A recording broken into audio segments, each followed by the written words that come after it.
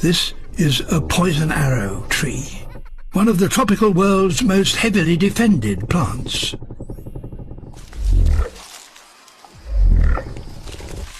Its trunk is tall and slippery and exudes a poisonous sap.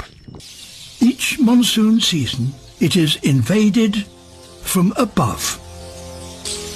It attracts hundreds of shining starlings. After feeding, the starlings return to the nest to digest their food, with inevitable consequences. Every year they produce almost 1/4 ton of droppings. The toxic chemicals they contain create a dead zone that completely surrounds the tree.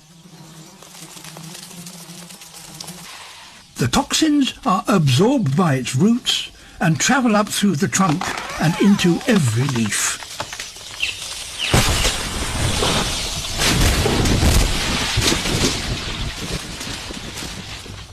Branch by branch, the tree is slowly dying.